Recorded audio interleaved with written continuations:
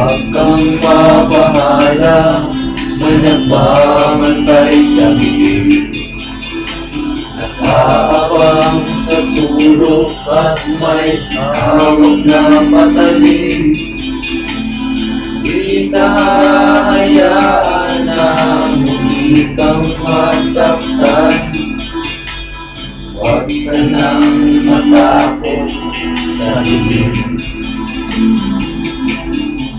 Ito ay kwentong hangong nanggaling sa dalawang taong nagmamahala ng tunay. Ang alay ay sa Atlando at dahil parang pagkakataon ay nakakandado. Dahil magkalayo at uri ng buhay ng estado ng buhay ni Lando, pinalalayo sa marami. Sinunog ng araw ang kulay ng balat at marami ng galo ng pawis. Kanyang naiinig sa lupa upang ang gutom ay pinamasukian panaluwa. Habang ang babaeng kanyang minamahal ay sagana, ngunit kabilang sa pamilya na di alintana. Makipagkapwa-tao sa mga tulad niya, magayong patuloy ang pagmamahal na pinula ng pag-ibig. Huwag kang mabahala, may nagbabantay sa bibig.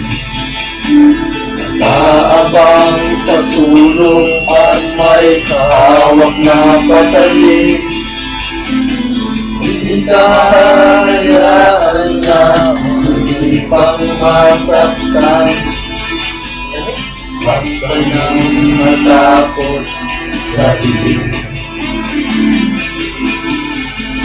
Kahit na anumang bagay ang pilit na ihadlang at sino man ay walang makapipigil sa paghakbang ng mga paa na ang nais ay marating ang bigay. Niyayang magtanandinan at tubili na sumama. Hawak ang pangarap at pangako sa isa't isa.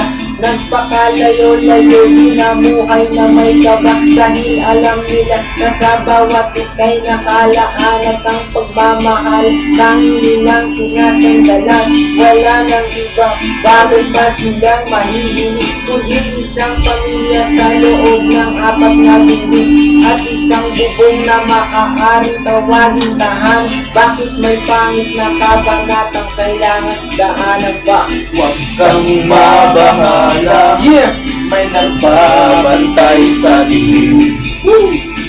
Nag-aabang sa sulok at may hawak na patalim. Di ka hahayaan na muli pang masaktan. Huwag ka nang matakot sa dilim. Isang gabi ng Webes, lubog na ang araw. Doon tayo magkita, pasalubong ko siopaw upang ating paghati ang pagdating ng hapunan. Meron ba niyang nakaabang sa aking nakamalasan?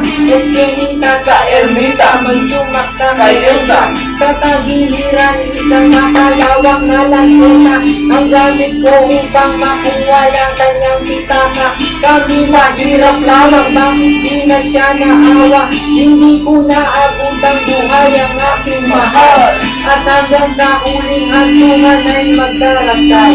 Bakit po ang laging lumalabas sa aking bibig? Palaboy-laboy ni walang landas.